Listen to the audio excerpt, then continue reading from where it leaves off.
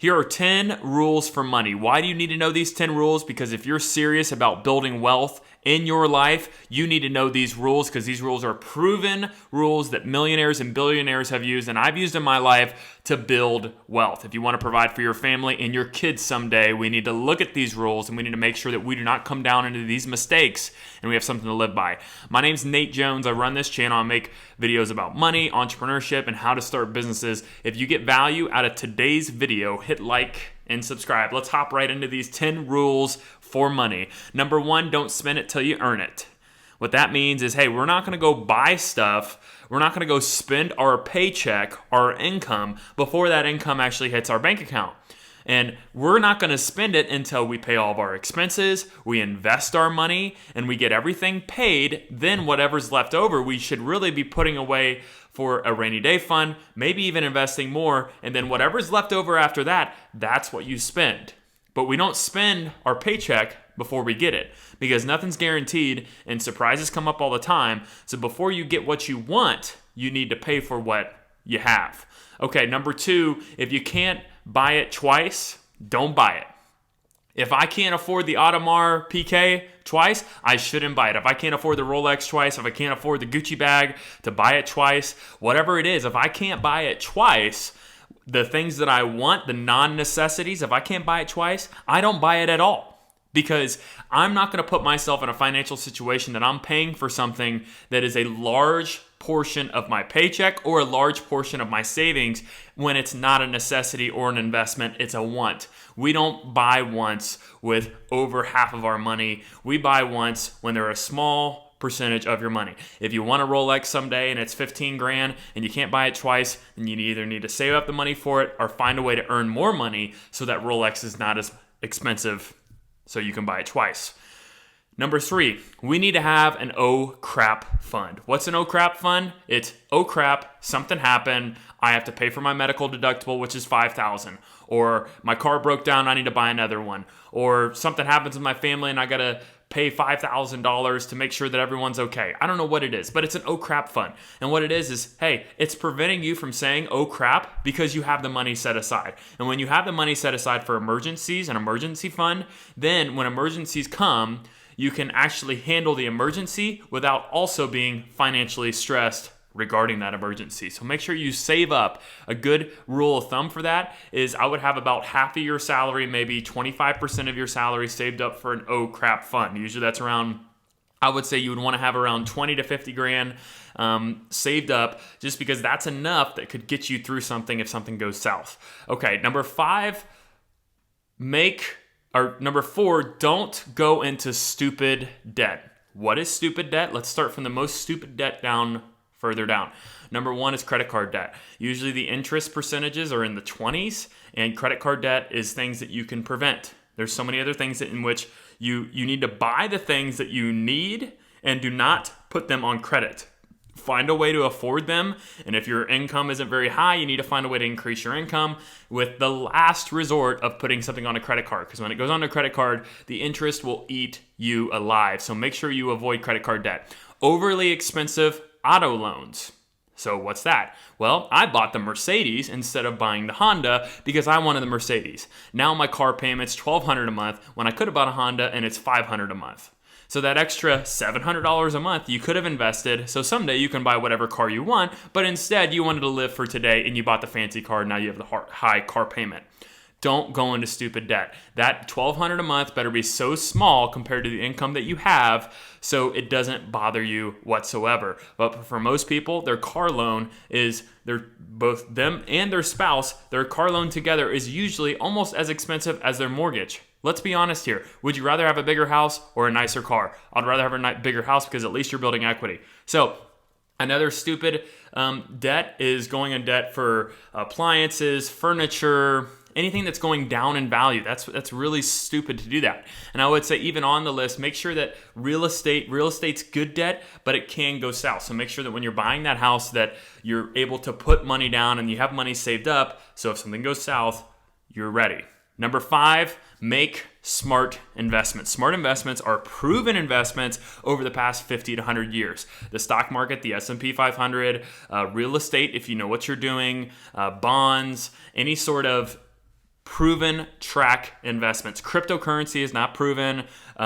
Investing in your buddy's business is not proven. Investing in this shady fund is not included in that. You need to protect your money. You worked really hard to save this money. You didn't buy the things that you wanted. You bought the necessities. You saved it away. Now invest it properly. You owe it to yourself to make a good decision because you worked hard for that.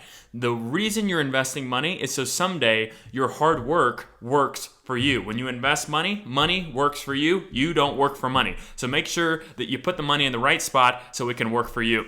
Number 6 here, don't buy luxury items until you have financial freedom. What that means is, hey, you better not have any car debt. You better, even if you have a house loan, that's fine, but you better make sure that you have so much money saved up and that you're in a great financial situation where you could even pay off your house before you're buying the Rolex, before you're buying the Gucci bag, before you're buying the Porsche. You need to be having yourself in such a great financial situation that is a drop in the bucket, but that's usually not what people do. They force themselves into these situations and they say, I deserve it. You don't deserve anything in life. You deserve what you earn. So if you earn the right to buy those things, it's because you did the hard work and you invested in that money and you've gotten yourself in financial freedom so you can afford to go buy those luxuries. Don't let yourself off the hook. You'll get there someday, but make sure you're disciplined today, because when you're disciplined today, you have financial freedom tomorrow. Excuse me. Number 7, track your cash flow monthly. This is the most important thing. If I were to give this lesson to anybody, this is the most important thing. Track your cash flow monthly. That means, what's our salary? Grab the bank statement from your local bank. Go through the income that you had in your bank and the expenses and what type of money do you have left over. You need to be tracking that every month because you need to be paying attention to how much you're saving. So every month when you track this, what happens is that you start wanting that number to go higher. You start watching what you're spending a little bit more and you start trying to find ways to increase your income.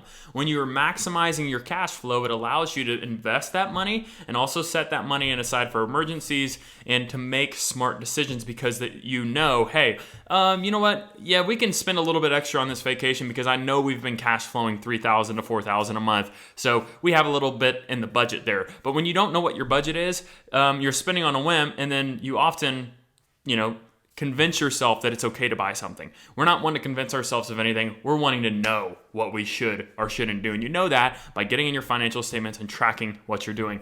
Number 8, don't buy a house until you have a year's worth of your mortgage payments saved up. So if you put $30,000 down on a house and your mortgage payment's $2,000 a month, 2,000 times 12, that is $24,000. You better have $24,000 after you put the $30,000 down for the house. So that's $55,000 you better have saved up. $30,000 down payment and $24,000 saved up for your year's worth of mortgage. Why do you need that? Because when you're in a lot of people buy a house and they become house poor the next day. That means they only have $2,000 to $3,000 saved up. They can't even afford to buy furniture, but they're in the house. They're in the house of their dreams. But if one thing goes south, one of those people lose their jobs, or one emergency comes up, they can't even do it and they go bankrupt, they miss house payments and their credit goes down and it spirals out of control. Make sure that when you buy a house, you're ready and you have money set aside, because houses are a question mark, which that means is, hey, at any moment, my water softener could go out. Oh, my AC unit could go out. Oh, my roof needs replaced. Houses are questionable when it comes to expenses. You never know what's going to come up, but something always does come up. Make sure that you're prepared to own this house and make sure that you're ready so that your family doesn't get in a bad position. Number 9 here, don't give up free money.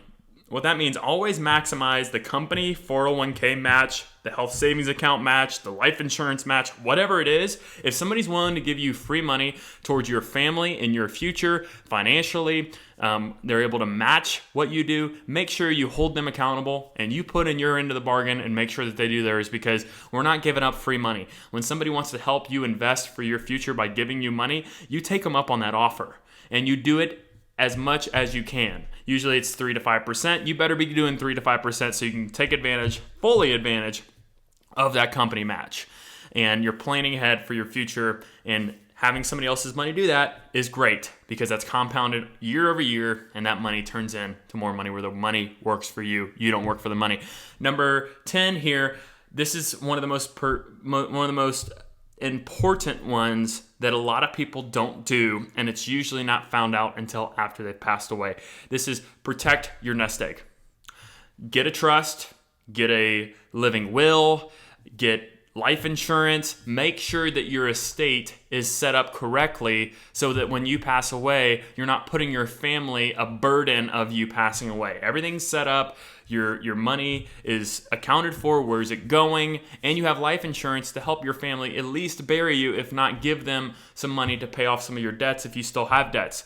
But even if you have young kids, if you have older kids, make sure that you have yourself in a position that you're able to set that family up so when you pass away, what they can do is what they're supposed to do. They're supposed to be grieving for you and planning and trying to figure out how they're going to live the rest of their life without you. Instead, they're trying to find money to pay for your debts, or trying to figure out where the money's going to go, and it's all up to the court and it gets stuck in probate for month after month. Make sure you set it up. This is real easy to do. Life insurance can be purchased so quickly, and a lot of it's very minimal every month.